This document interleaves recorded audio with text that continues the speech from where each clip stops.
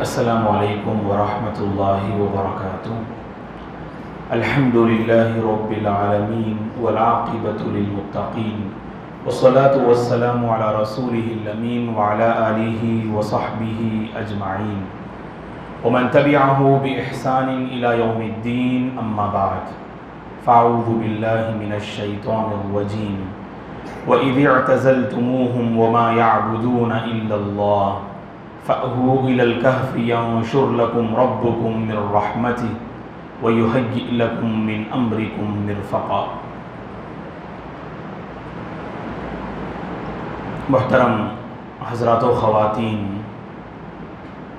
اللہ تبارک و تعالیٰ کا بے پناہ شکر و احسان ہے کہ ایک طویل وقفے کے بعد دوبارہ اس نے ہم سب کو اس مبارک مجلس میں جمع کیا۔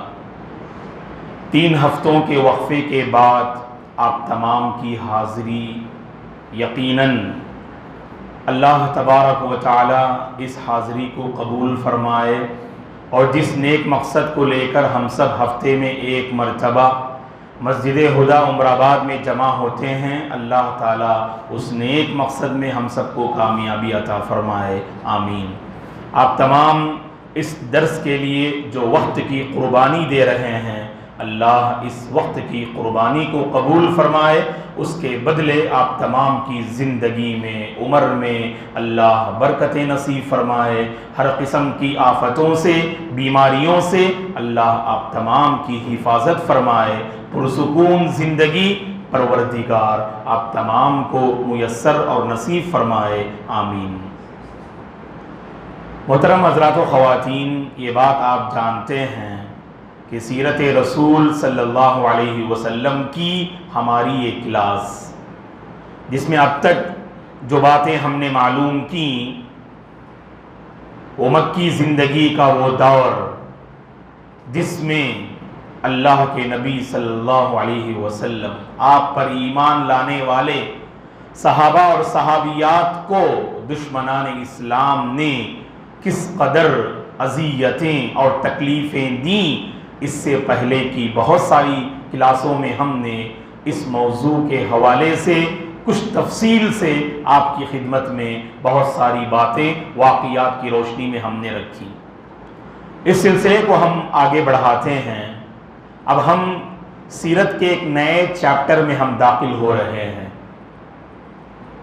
اللہ کے نبی صلی اللہ علیہ وسلم اور صحابہ صحابیات نے جب بہت ساری تکالیف کا سامنا کیا، یہاں پر ہجرت کا دروازہ مسلمانوں کے لیے کھلتا ہے، اور آپ کو معلوم ہونا چاہیے کہ مدینہ کی جانب ہجرت کرنے سے پہلے مسلمانوں نے ایک سرزمین، جسے سرزمین حبشہ کہا جاتا ہے۔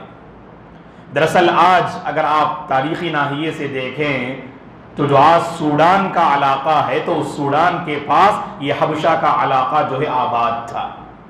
تو اس سرزمین حبشہ کی جانب مسلمان ہجرت کرتے ہیں، اور واقعے کی تفصیل کیا ہے ابھی ہم آپ کی خدمت میں رکھیں گے۔ یہ بات آپ کو معلوم ہونی چاہیے دوستو، ہجرت ایک عظیم عبادت ہے۔ ہجرت کو کوئی معمولی واقعہ نہ سمجھیں آپ۔ اللہ کے نبی نے بڑی عظیم خوشخبری سنائی ہجرت کے سلسلے میں، اسے ذہن میں رکھیے گا۔ اس حدیث سے آپ اندازہ لگا سکتے ہیں کہ ہجرت کا اللہ کے نزدیک کس قدر جو ہے مقام ہے۔ کہا اللہ کے نبی صلی اللہ علیہ وسلم نے، الہجرۃ تہدم ما کان قبلہا، کہ ہجرت سابقہ گزرے ہوئے تمام گناہوں کو دھل کے رکھ دیتی ہے۔ اللہ اکبر، یہ فضیلت ہے مہاجر کو، مہاجر بندے کو ملنے والی یہ فضیلت ہے۔ اللہ تعالیٰ اس کے پچھلے تمام گناہوں کو معاف کر دیتے ہیں۔ یہاں پر میں 3 باتیں آپ کے حوالے کر رہا ہوں، غور سے سنیے گا جب ہم احادیث کے ذخیرے کو پڑھتے ہیں تو 3 نیکیاں ایسی ہیں اللہ کے نبی نے فرمایا ان 3 نیکیوں کی بدولت آپ کے پچھلے سارے گناہ اللہ معاف کر دیتے ہیں. وہ 3 جو ہے نیکیاں کیا ہیں؟ سب سے پہلے اسلام. الاسلام یہدم ما کان قبلہ. جو بندہ اسلام میں داخل ہوتا ہے نا تو زمانہ کفر میں اس نے جتنی غلطیاں کی اللہ تعالیٰ ان ساری غلطیوں کو معاف کر دیتے ہیں. اسلام سب سے بڑی نیکی. اور دوسری نیکی آپ نے کیا فرمایا؟ توبہ. سچی توبہ، خالص سچی توبہ، جسے قرآن نے توبۃ النصوح سے تعبیر کیا. یہ خالص اور سچی توبہ اگر بندہ کرتا ہے اللہ سے، اللہ کے نبی نے خوشخبری سنائی التوبۃ تہدم ما کان قبلھا. پہاڑ جیسے گناہ بھی ہوں یہ توبہ ان گناہوں کو دھل کے رکھ دیتی ہے. التوبۃ تہدم ما کان قبلھا، وہی الفاظ آپ نے استعمال کیے. یہ توبہ پچھلے سارے گناہوں کو معاف کر دیتی ہے. اور تیسری نیکی آپ نے فرمایا جو ہمارے اس موضوع سے ریلیٹڈ ہے وہ ہے ہجرت. الہجرت تہدم ما کان قبلھا. ہجرت پچھلے تمام گناہوں کو معاف کر دیتی ہے. 3 بڑی عظیم نیکیاں، الاسلام یہدم ما کان قبلھا، التوبۃ تہدم ما کان قبلھا، اور تیسرا جو فرمایا آپ صلی اللہ علیہ وسلم نے الہجرت تہدم ما کان قبلھا. تو یہ ہجرت ہے دوستو. اور آپ کو معلوم ہونا چاہیے یہ جو ہجرت جو مسلمان ابھی کرنے جا رہے ہیں تو سبحان اللہ یہ ہجرت کا واقعہ سورہ کہف نازل ہونے کے بعد پیش آتا ہے. آخر کار ہجرت کا سورہ کہف سے کیا ریلیٹڈ، کیا تعلق ہے، ابھی میں واضح کرتا ہوں آپ کے سامنے. سورہ کہف تو پڑھتے ہوں گے آپ لوگ. کب پڑھنا چاہیے سورہ کہف بیٹے؟ جمعہ کے دن پڑھنا ہے نا، ہے کہ نہیں؟ جمعہ کے دن کب پڑھتے سورہ کہف؟ بولو. فجر میں پڑھتے الحمدللہ، بارک اللہ فیکم. ویسے آپ جمعرات کے دن مغرب کے بعد سے پڑھ سکتے ہیں کیونکہ بعض لوگ جمعہ میں کافی بزی رہتے، ان کو زیادہ ڈرنے کی ضرورت نہیں. جمعرات کے دن مغرب کے بعد سے وقت شروع ہوتا، جمعہ کے دن مغرب تک وقت رہتا ہے سورہ کہف پڑھنے کا. لیکن افضل وقت علماء نے بیان کیا کہ جمعہ کے دن نماز فجر کے بعد یا جمعہ سے پہلے یا جمعہ کے بعد آپ سورہ کہف پڑھ سکتے ہیں. اس کی فضیلت کیا ہے دوستو؟ آپ اس پر عمل کیجئے گا، پابندی کیجئے گا. اللہ کے نبی نے خوشخبری سنائی، آپ سورہ کہف پڑھتے ہیں جمعہ کے دن، ایک جمعہ سے دوسرے جمعہ تک اللہ ایک نور پیدا کرتے ہیں آپ کی زندگی میں. گویا کہ آپ اللہ کے نور اور روشنی میں اپنی زندگی کا سفر طے کرتے ہیں. اتنی عظیم خوشخبری ہے جو اللہ کے نبی نے بیان فرمائی. اسی لیے دوستو ایک بات ذہن میں رکھیے گا اور اسے ایک تحفہ سمجھ کر لے جائیے گا اپنے گھر. ہماری زندگی میں کچھ ایسے اعمال ہوں جو مرتے دم تک ہم نہ چھوڑیں. بعض اللہ کے بندے اور بندیاں پابندی کرتے، کب؟ کبھی موقع ملا تو پڑھ لیا، کبھی موقع ملا تو نہ پڑھا. کہا کہ نہیں، کچھ ایسے اعمال میرے اور آپ کی زندگی میں ہوں، اللہ اکبر، وہ اعمال ہماری نجات کا سبب بن جائے. کوشش کریں دوستو، ہم سورہ کہف کبھی نہیں چھوڑیں گے. آسان ہے نا؟ خاص کر خواتین سے بھی ہم گزارش کرتے ہیں، عورتوں سے بھی، آپ بھی ماشاءاللہ پابندی کر سکتی ہیں. آپ دے جمعرات کے دن مغرب کے بعد سے جمعہ کے دن مغرب تک آپ اس کی پابندی کر سکتے ہیں. ضروری نہیں کہ ایک ہی بیٹھک میں پڑھیں، آپ تقسیم کر کے بھی پڑھ سکتے ہیں آپ. چلیے آگے بڑھتے ہیں. سورہ کہف میں اللہ نے 3 واقعات کو بیان کیا جو سب سے اہم جو ہے 3 واقعات ہیں اس میں. پہلا واقعہ اصحاب الکہف کا، غار والوں کا واقعہ، اور دوسرا واقعہ حضرت موسیٰ اور خضر علیہ السلام کا واقعہ. خضر علیہ السلام اللہ کے نبی نہیں تھے، وہ اللہ کے ولی تھے، اللہ کے نیک بندے تھے. یہی زیادہ صحیح قول ہے. بعض لوگوں نے آپ کو اللہ کا نبی قرار دیا جبکہ خضر علیہ السلام، بعض نے خضر پڑھا، بعض نے خضر پڑھا. کئی علماء نے کہا کہ آپ کا نام خضر ہے. یہ خضر علیہ السلام یہ اللہ کے نبی نہیں تھے بلکہ اللہ کے ولی تھے جن کے ساتھ بہت ساری کرامتیں جڑی ہوئی تھیں. تو موسیٰ اور خضر علیہ السلام کے واقعے کو اللہ نے بیان کیا. دوسرا واقعہ سورہ کہف کا. اور تیسرا واقعہ کیا ہے سورہ کہف میں؟ ذوالقرنین کا واقعہ. ابھی دیکھیے ان 3 واقعات کو میں ہجرت سے جوڑ رہا ہوں. وہ سب سے پہلے غار والوں کا واقعہ. اور آپ کو معلوم ہونا چاہیے کہ غار والوں کے بارے میں، ذوالقرنین کے بارے میں کس نے پوچھا؟ مشرکین مکہ نے یہودیوں سے مطلب پہلے معلوم کیا کہ کیا کیا سوال کر کے ہم اللہ کے نبی کو پریشان کر سکتے ہیں. انہوں نے 3 سوال کہا، یہ پوچھئے روح کے بارے میں، غار والوں کے بارے میں، ذوالقرنین کے بارے میں پوچھئے. اللہ کے نبی محمد گھبرا جائیں گے، جواب نہیں دے پائیں گے، جبکہ اللہ نے ان 3 سوالات کے بھی جوابات دیے. اس کے بعد یہ ہجرت کا واقعہ پیش آتا ہے، اور اہل علم نے بڑی بہترین بات کہی کہ ہجرت کا ان 3 واقعات سے کیا تعلق ہے. دیکھیے، پہلا واقعہ غار والوں کا، جس میں مکے کے مسلمانوں کے لیے اس میں سبق اور اشارہ ہے کہ جب اللہ کی اس سرزمین میں، اس علاقے میں جہاں دین پر عمل کرنا آپ کے لیے مشکل اور تنگ ہو جائے، آپ اس سرزمین کو چھوڑ سکتے ہیں. آپ غار والوں نے وہی کیا نا.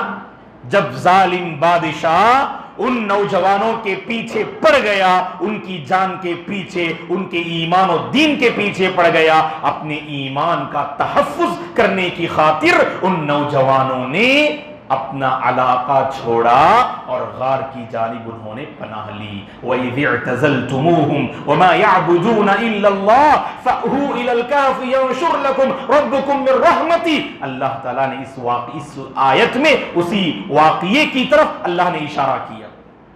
تو گویا کہ یہاں بھی مکے کے مسلمانوں کو اللہ اس سورہ کہف میں یہ پیغام دے رہے ہیں، جب اس علاقے میں دین پر عمل کرنا مشکل ہو گیا، اب تم یہاں سے جا سکتے ہو. یہ پہلی بات. اور دوسرا واقعہ کیا ہے؟ حضرت موسیٰ اور خضر علیہ السلام کا واقعہ. کیسے تھا دوستو؟ کشتی پہ بیٹھ کے جا رہے تھے، اچھی کشتی کو توڑ دیا. ایک بچہ کھیل رہا تھا، آپ نے اس کی جان لے لی. اور جب قوم والوں سے آپ نے مہمان نوازی کا مطالبہ کیا، قوم والوں نے مہمان نوازی نہ کی اور اس قوم کی دیوار کو آپ کھڑی کر رہے تھے. بالکل واقعہ برعکس. اچھی کشتی کو توڑنا اچھی بات نہیں، کھیلتے بچے کو مارنا اچھی بات نہیں. اور اسی طرح سے جس قوم نے آپ کے ساتھ بے وفائی کی، بخیلی کی، اس کے ساتھ آپ رحم و کرم کا معاملہ کر رہے ہیں. بالکل معاملہ برعکس.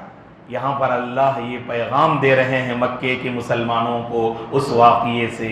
بظاہر مکی زندگی ایسی لگ رہی ہے آپ کو کہ آپ لوگ غالب نہیں آئیں گے، اللہ کے پاس فیصلے کچھ اور ہوتے ہیں. یاد رکھیں مسلمانوں، بظاہر ایسا لگ رہا ہے کہ یہ دشمنان اسلام آئے دن تمہیں تنگ کر رہے ہیں، پریشان کر رہے ہیں. یاد رکھنا، یہ تاریک رات ہمیشہ باقی نہیں رہے گی. یہ تاریک رات ختم ہوگی اور ایک روشن صبح تمہاری زندگی میں آئے گی. ہم یہاں پر ہندوستانی مسلمانوں کی خدمت میں بھی یہی پیغام پیش کر رہے ہیں. بظاہر حالات آج ہمارے حق میں نہیں ہیں دوستو. آئے دن مسلمانوں کو پریشان کرنا یہ دشمنان اسلام کی سازش ہے. ہمیں مایوس نہیں ہونا چاہیے. وَلَا تَهِنُوا وَلَا تَحْزَنُوا وَأَنْتُمُ الْأَعْلَوْنَ إِن كُنتُم مُؤْمِنِينَ. ایمان پہ جمے رہیے، دین پر باقی رہیے. اللہ کی قسم ایک روشن صبح آئے گی ہماری زندگی میں.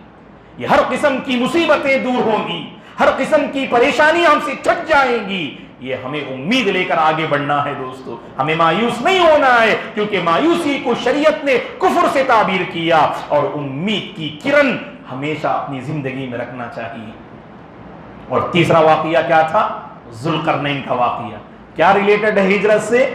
ذوالقرنین کے واقعے میں آپ کو معلوم ہوگا کہ ذوالقرنین نامی بادشاہ، سبحان اللہ، انصاف پسند بادشاہ، مشرق پر بھی آپ کی حکمرانی تھی، مغرب پر بھی آپ کی حکمرانی تھی. اسی لیے آپ کو 2 سینگوں والا بادشاہ کہا گیا، یعنی مشرق و مغرب دونوں سمت آپ کی حکمرانی تھی. انصاف پسند بادشاہ تھے، اور اللہ کا یہ قانون ہے، جو انصاف پسند ہوتے ہیں اس بندے کو اللہ زمین کی میراث عطا کرتے ہیں.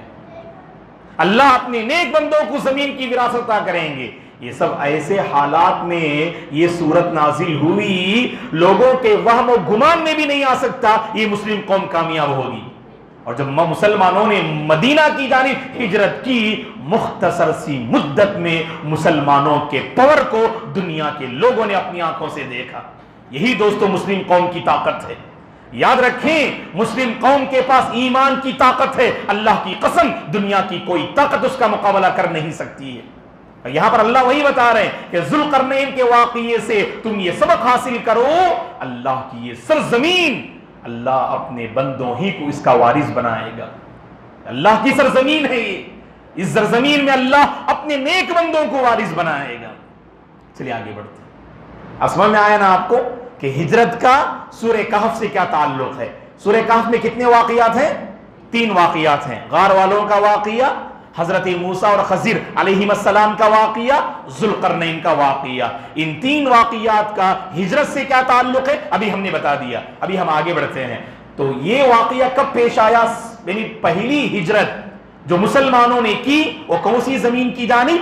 حبشہ کی زمین کی جانب, جو سوڈان کے علاقے میں جو ہے یہ مطلب بستی موجود ہے. اور یہ جو پہلی ہجرت مسلمانوں نے کی کب کی؟ اللہ کے نبی کو جب نبوت سے سرفراز کیا گیا 40 سال 6 مہینے کی عمر میں, تو اس کے تقریباً 5ویں سال. آپ کو شاید معلوم ہوگا تاریخی ناحیے سے کہ ہجرت کے بعد ہم کیا کہتے؟ مدنی زندگی میں ہم کہیں گے ہجرت کا پہلا سال, دوسرا سال, تیسرا سال. اب ہم ہجرت کے کون سے سال میں ہیں بیٹے؟ ہاں, اب 4 میں سے کون بھی جواب دینا. اب ہم ہجرت کے کون سے سال میں ہیں؟ 2020 پر 3 نہ یہ 2023 کر کو ماشاءاللہ بولتے آپ لوگ, ہے کہ نہیں؟ تو ہجرت کا کون سا سال ہے بولو؟ اب 4 میں سے جواب دینا جلدی. نہیں معلوم؟ معلوم کرو بیٹے. ہمیشہ جو ہے ہماری ہجرت کی تاریخ یاد رہے نا آپ کو. آپ جواب دے سکتے ہیں؟ ماشاءاللہ تبارک اللہ. آپ کا نام؟ عدنان. ہاں انشاءاللہ اگلی بار انعام میں رکھیں گے ان کا. بارک اللہ فیک عدنان. احسن. 1440 پر 5ویں ہجری میں ہم ہیں, ہے کہ نہیں؟ تو ہجرت کے بعد یہ تاریخ ہے. ہجرت سے پہلے کیسے بولتے ہیں؟ یعنی اللہ کے نبی جب نبی بنائے گئے تو نبوت کا پہلا سال, نبوت کا دوسرا سال, تو نبوت کے 5ویں سال ہجرت کا واقعہ پیش آیا. اچھی طرح ذہن میں بٹھا لو. میں کبھی سوال کروں گا یہ آئندہ کلاس میں نہیں, بعد میں کلاس میں یاد کر کے آ جاتے ہیں آپ لوگ. 4-5 کلاس کے بعد سوال کروں گا میں انشاءاللہ. تو نبوت کے 5ویں سال, اب میں جو بھی باتیں بیان کروں گا نا غور سے یاد رکھنا آپ, نبوت کے 5ویں سال ہجرت کا واقعہ پیش آیا. سب سے پہلی ہجرت جو مسلمانوں نے کی وہ سرزمین حبشہ کی جانب. کیسے کیے؟ دشمنان اسلام کی نگاہوں سے چھپ چھپ کر مکے کی وادیوں سے نکلے. اور ابن اسحاق رحمت اللہ علیہ نے اپنی کتاب میں لکھا ہے کہ شعیبہ نامی بندرگاہ سمندر کے پاس پہنچے مسلمان, کوئی سواری نہیں, پیدل چل کے نکلے, دشمنان اسلام کی نگاہوں سے چھپ چھپ کر نکلے. کوئی سواری نہیں, کوئی گھوڑا نہیں اور کوئی اونٹ اور جانور نہیں.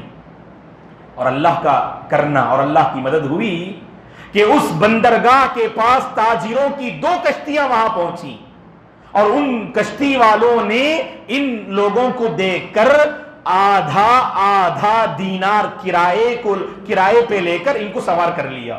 جو اجرت انہوں نے لی یہاں سے حبشہ جانے کے لیے آدھا دینار, اور دینار یہ سونے کے سکے تھے اور درہم یہ چاندی کے سکے تھے. اس دور میں 2 سکے تھے, ایک درہم جو چاندی کے ہوا کرتے تھے اور دینار سونے کے سکے ہوا کرتے تھے. آدھا دینار ان مسلمانوں نے ان کے حوالے کیا اور وہاں سے نکل پڑے. کتنے لوگ تھے؟ 11 مرد 4 عورتیں تھیں. بعض علماء نے کہا کہ 12 مرد 5 عورتیں تھیں, بعض نے کہا کہ 11 مرد 5 عورتیں تھیں, اور بعض نے کہا کہ 12 مرد 4 عورتیں تھیں. لیکن سب سے زیادہ صحیح قول کیا ہے کہ 11 مرد اور 4 عورتیں تھیں. کتنے تھے؟ 11 مرد اور 4 عورتیں تھیں. اب ان 15 لوگوں میں قابل ذکر چند نام, جن ناموں کو آپ ذہن میں رکھیے گا, بڑے مشہور صحابہ اور صحابیات ہیں یہ. ابو سلمہ رضی اللہ عنہ, ام سلمہ رضی اللہ عنہ, شوہر اور بیوی. اور آپ کو معلوم ہونا چاہیے یہ ام سلمہ رضی اللہ عنہ کون ہے؟ ام المؤمنین, جو ابو سلمہ اپنے شوہر کی وفات کے بعد اللہ کے نبی سے نکاح کرتی ہیں. اور سبحان اللہ, امہات المؤمنین میں ام المؤمنین ام سلمہ رضی اللہ عنہ بڑی سمجھدار خاتون تھی. اور ان کے حوالے سے ایک بات ذہن میں رکھیے, سب سے آخر میں وفات پانے والی امہات المومنین میں ام سلمہ رضی اللہ عنہا ہیں. 11 امہات المومنین، اللہ کے نبی کی 11 بیویوں میں سب سے پہلی وفات پانے والی خدیجہ رضی اللہ عنہا اور سب سے آخر میں وفات پانے والی ام سلمہ رضی اللہ عنہا، جو ابو سلمہ کی بیوی تھی پہلے، اور ابو سلمہ کے بعد آپ کے جو دوسرے شوہر ہیں اللہ کے نبی صلی اللہ علیہ وسلم، اس پہلی ہجرت میں آپ بھی اپنے شوہر ابو سلمہ کے ساتھ جاتی ہیں۔ اور جو مبارک جوڑے اس سفر کو، جن مبارک جوڑوں نے اس سفر کو طے کیا، ان میں سے اللہ کے نبی کے داماد، اللہ کے نبی کی بیٹی عثمان رضی اللہ عنہ، عثمان بن عفان اور رقیہ رضی اللہ عنہا بھی ہجرت کرتے ہیں۔ ان کے حوالے سے ایک بات جو اللہ کے نبی نے فرمایا، میں آپ کے حوالے کر رہا ہوں، غور سے سنیے۔ جب حضرت عثمان رضی اللہ عنہ جا رہے تھے، آپ کی بیٹی رقیہ جا رہی تھیں، تو اس موقع پر ان دونوں کو دیکھ کر اللہ کے نبی نے بہت پیاری بات فرمائی۔ کیا فرمایا؟ انہما اول بیت ہاجر فی سبیل اللہ بعد ابراہیم ولوط۔ اللہ کے نبی نے ان کو دیکھ کر فرمایا کہ یہ دونوں جا رہے ہیں، یہ پہلا خاندان ہے جو اللہ کی راہ میں ہجرت کر رہا ہے ابراہیم اور لوط علیہ السلام کے بعد۔ اللہ اکبر، ابراہیم علیہ السلام اور لوط علیہ السلام کے بعد یہ پہلا خاندان ہے جو ہجرت کر رہا ہے اللہ کی راہ میں۔ یہ کون ہے؟ یہ حضرت عثمان بن عفان اور حضرت رقیہ رضی اللہ عنہا۔ ان دونوں کو دیکھ کر اللہ کے نبی نے فرمایا۔ تو کتنے نام ہو گئے آپ کے ذہن میں؟ 4 نام، ابو سلمہ رضی اللہ عنہ، ام سلمہ رضی اللہ عنہا، عثمان بن عفان رضی اللہ عنہ اور رقیہ رضی اللہ عنہا۔ اور 5ویں نام بھی ذہن میں رکھیے، جو ان 15 لوگوں کے کمانڈر تھے، ان 15 لوگوں کے سردار تھے، وہ کون ہیں؟ عثمان بن مظعون رضی اللہ عنہ۔ عثمان بن مظعون رضی اللہ عنہ ان تمام لوگوں کے چیف تھے، کمانڈر تھے۔ کہا کہ ان کی رہنمائی میں آپ تمام چلنا، یہ تمہارے جو ہے کیا ہوں گے؟ لیڈر ہوں گے۔ اللہ کے نبی نے مقرر کیا صلی اللہ علیہ وسلم نے۔ ام سلمہ رضی اللہ عنہا جو اس واقعے میں شریک تھیں، وہ بیان کرتی ہیں جب مشرکین مکہ، دشمنان اسلام کی اذیتیں آئے دن بڑھتی گئیں، اللہ کے نبی نے چند صحابہ اور صحابیات کو جمع کیا اور فرمایا مکے کی سرزمین تمہارے حق میں تنگ ہو چکی ہے، لہٰذا تم اب سرزمین حبشہ کی طرف ہجرت کر سکتے ہو۔ وہاں ایک بادشاہ ہیں جو بہت ہی زیادہ انصاف پسند ہیں، اور وہ سرزمین ایسی ہے جو پرامن ہے، وہاں پر کوئی خطرہ نہیں، وہاں پر کوئی مسئلہ نہیں، تم ایسی پرسکون زمین کی طرف ہجرت کر سکتے ہو۔ یہ اللہ کے نبی نے جب اعلان کیا تو یہ 11 مرد اور 4 عورتیں تیار ہو گئے اور نکل پڑے حبشہ کی طرف۔ اور جب جیسے ہی مشرکین مکہ کو خبر ملی کہ چند لوگ حبشہ جا رہے ہیں، فوری طور پر پیچھا کرتے ہوئے آئے، اور جب سمندر کے قریب پہنچے، اہل علم نے لکھا یہ وہاں سے نکل چکے تھے، ان کی کشتی نکل چکی تھی حبشہ کی طرف۔ اب یہاں پر دیکھیے ایک غور کرنے کی بات، یہ کہہ کر انشاءاللہ اپنی بات میں ختم کر دوں گا۔ وہ کیا ہے؟ پہنچے حبشہ، اور حبشہ کے بادشاہ نجاشی نے ان مسلمانوں کا ویلکم کیا، اور ماشاءاللہ انہیں اپنی جگہ میں، اپنی زمین میں رہنے کا موقع دیا۔ الحمدللہ امن کے ساتھ اللہ کی عبادت کر رہے تھے، جسے اللہ کے نبی نے بیان کیا۔ وہ انصاف پسند بادشاہ ہیں، وہ سرزمین بڑی پرسکون سرزمین ہے، ویسے ہی ثابت ہوئی۔ لیکن یہ غلط فہمی وہاں پہنچ گئی، ایک غلط خبر وہاں پر پہنچ گئی۔ وہ کیا غلط خبر تھی؟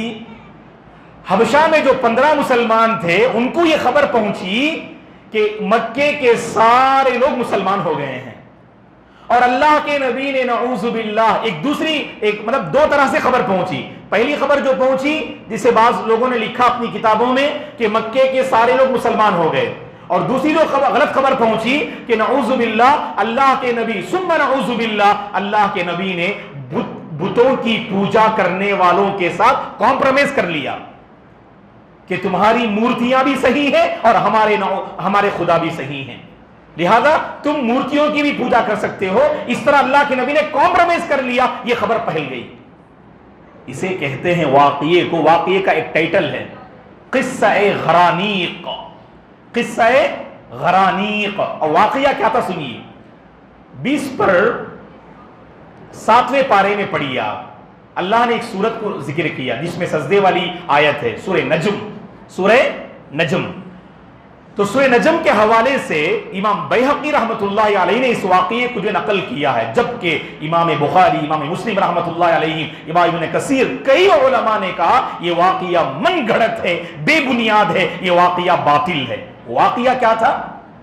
اللہ کے نبی صلی اللہ علیہ وسلم قرآن پڑھ رہے تھے جب سورہ نجم کی آیتیں افرأیتم اللات والعزى ومناة الثالثة الأخرى، یہ آیت جب پڑھ رہے تھے اللہ کے نبی، شیطان نے، مشرکین بھی وہاں کھڑے ہوئے تھے، شیطان نے مشرکین کے کانوں میں یہ آواز سنائی. وہ کیا آواز تھی؟ کہ اللہ کے نبی نعوذ باللہ ایسا پڑھ رہے تھے. اس کے بعد کیا آیتیں نہیں ہیں، یہ ابھی جو میں پڑھ رہا ہوں وہ آیت نہیں ہے کہ تلک الغرانیق العلا وان شفاعتهن لترتجى، بالکل اسی کی طرح سیم ساؤنڈنگ ورڈز جیسے کہتے ہیں، وہی انداز میں جو ہے شیطان نے ان کے کانوں میں یہ آواز ڈالی. کیا مطلب ہے اس کا؟ تلک الغرانیق العلا، یہ بلند مقام رکھنے والی مورتیاں ہیں، یہ لات، یہ عزا، یہ ہبل، یہ منات، یہ بلند مقام رکھنے والی مورتیاں ہیں، اور ان کی تم پوجا کرو گے، یہ مورتیاں اللہ کے پاس نعوذ باللہ تمہاری سفارش کریں گی. گویا کہ اللہ نے قرآن میں آیت نازل کر دی، نعوذ باللہ. اور یہ سورت ختم کر کے اللہ کے نبی سجدہ کیے، وہاں مشرکین جو موجود تھے وہ خوش ہو کر انہوں نے سجدہ کیا. امام البانی رحمت اللہ علیہ نے ایک رسالہ لکھا، چھوٹی سی کتاب لکھی، اس میں آپ نے ٹائٹل یہی رکھا کہ نصب المجانیق لنصف قصۃ الغرانیق. اس واقعے کے حوالے سے آپ نے پورا پول کھول کے رکھا کہ کسی بھی ناحیے سے یہ واقعہ ثابت نہیں ہے، بے بنیاد اور باطل واقعہ ہے. اللہ کے نبی نے کبھی کسی مورتی کی تعریف نہ کی، اور تعریف بھی کیسے کرتے؟ تو توحید پہ قائم تھے، جن پر اللہ نے یہ آیت نازل، یہ سورت نازل فرمائی، قل یا ایھا الکافرون لا اعبد ما تعبدون، جن کی تم پرستش کرتے ہو میں کبھی ان کی عبادت کر نہیں سکتا. یہ نبی اور پیغمبر کیسے ان مشرکین مکہ کی مورتیوں کی تعریف کر سکتے ہیں؟ اس لیے بے بنیاد واقعہ ہے دوستو. تو وہاں سے نکل پڑے مسلمان، یہ سمجھ کر کے یا تو مکے والے مسلمان ہو گئے یا تو اللہ کے نبی نے کمپرومائز کر لیا، معاملے کو دیکھنے کے لیے وہاں سے نکل پڑے. اور جب راستے میں مکے کے قریب پہنچے تو لوگوں کو خبر ملی، ان مسلمانوں کو واقعہ غلط تھا، خبر غلط تھی، وہاں سے نکل پڑے. ایسے ہی بعض مسلمان یو ٹرن لے لیے اور نکل پڑے حبشہ کی طرف. لیکن بعض مسلمان مزید تحقیق کے لیے کسی جو ہے کی پناہ کو لیتے ہوئے چھپ چھپ کر جو ہے کسی بھی طرح مکے میں داخل ہو گئے. یہ پہلا واقعہ تھا جو حبشہ کی طرف گئے. اور کب آئے واپس؟ رجب کے مہینے میں، معتبر جو ہے روایات کے مطابق رجب کے مہینے میں یہ پہلا واقعہ پیش آیا. رجب کے بعد شعبان، رمضان، شوال میں دوبارہ واپس آ گئے لوگ. بس 2-2.5 مہینے تھے وہاں پر، بس دوبارہ واپس آ گئے مکہ. اور پھر دوبارہ یہ لوگ حبشہ کی طرف ہجرت کرتے ہیں اور یہاں جانے والوں کی بڑی تعداد ہوتی. اس کے بعد دشمنان اسلام مسلمانوں کے ساتھ کیا معاملہ کرتے؟ حبشہ کے بادشاہ نجاشی کے دربار میں کیا کیا معاملات پیش آتے؟ کیا اہم واقعات تھے؟ کن لوگوں کا انتخاب مشرکین مکہ نے کیا؟ نجاشی بادشاہ نے مسلمانوں کے ساتھ کیا معاملہ کیا؟ ان دشمنان اسلام کے ساتھ کیا معاملہ کیا؟ انشاءاللہ آنے والی کلاس میں ہم معلوم کرتے ہیں. ابھی تک باتیں سمجھ میں آئی نا آپ لوگوں کو؟ یہ پہلا واقعہ تھا ہجرت کا، جسے ہجرت حبشہ کہتے ہیں. حبشہ کی جانب جو واقعہ پیش آیا ہجرت کرنے کا، یہ پہلا جو واقعہ ہے. دوسرا واقعہ کیا ہے؟ انشاءاللہ آنے والے درس میں ہم معلوم کرتے ہیں. اللہ سے ہماری دعا ہے اللہ تبارک و تعالی جن مسلمانوں نے اب تک ہجرت کی ہے اللہ تبارک و تعالی ان کی ہجرتوں کو قبول فرمائے. اور اسلام نے جو ہمیں تعلیم دی کہ ہجرت صرف زمین چھوڑنے کا نام نہیں ہے اور علاقے چھوڑنے کا نام نہیں ہے، بلکہ جیسا کہ کہا گیا والمہاجر من حجر ما نہى اللہ عنہ، حقیقی مہاجر وہ ہے جو اللہ کی منع کردہ چیزوں کو چھوڑ دے، جو حرام چیزوں کو چھوڑ دے، اللہ کو ناراض کرنے والی چیزوں کو چھوڑ دے. اللہ صحیح معنی میں وہ حقیقی مہاجر مجھے اور آپ کو بنائے. اللہ تبارک و تعالی اس کی منع کردہ چیزوں سے دور رہنے اور اس کی پسندیدہ چیزوں کو اپنانے کی اللہ توفیق عطا فرمائے۔ اللہ ہماری اس بیٹھک کو قبول فرمائے، اور اس طرح کے جو مبارک مجلسیں جب بھی منعقد ہوں گی ان مجلسوں میں شریک ہونے کی اللہ ہم سب کو توفیق عطا فرمائے۔ اللہ ہمارے مسائل کو حل فرمائے، آسان فرمائے۔ اللہ ہماری زندگی میں برکت دے، روزی میں برکت دے، اولاد میں برکت دے، گھر میں برکت نازل فرمائے۔ ہر قسم کی آفتوں سے اللہ ہم سب کی حفاظت فرمائے۔ جہاں کہیں مسلمان کراہ رہے ہیں، پریشان حال ہیں، اے اللہ تو ان کا حامی بن جا، تو ان کا ناصر بن جا، تو ان کی حفاظت فرما۔ دشمنان اسلام کی سازشوں سے، مکاریوں سے اے اللہ پوری امت مسلمہ کی حفاظت فرما، مساجد و مدارس کی حفاظت فرما، ایمان کی حفاظت فرما، عزت و آبرو کی حفاظت فرما۔ اے اللہ جب تک تو ہمیں اس دنیا میں باقی رکھ، تیرے دین پر باقی رکھ، اور تیرے ہی دین پر ہم سب کو خاتمہ نصیب فرما۔ ہم آپ تمام کا پھر آخر میں شکریہ ادا کرتے ہوئے رخصت چاہتے ہیں۔ آخر میں اللہ تعالی ہماری ان نیکیوں کو قبول فرمائے۔ اسی کے ساتھ ہم اپنی گفتگو ختم کرتے ہیں۔ اقول قولی ھذا واستغفر اللہ لی ولکم ولسائر المسلمین من کل ذنب فاستغفروہ انہ هو الغفور الرحیم۔ سبحانک اللہم وبحمدک اشہد ان لا الہ الا انت استغفرک واتوب الیک۔ انشاءاللہ اگلی کلاس میں سیرت سے متعلق جو سوالات کا سلسلہ ہے وہ سوالات کا سلسلہ ہم آگے بڑھائیں گے انشاءاللہ۔ اگلی کلاس میں ہم آپ کی خدمت میں سوالات کو پیش کریں گے اور جواب دینے والوں کو انشاءاللہ انعام سے نوازا جائے گا۔ شکراً۔ السلام علیکم ورحمۃ اللہ وبرکاتہ۔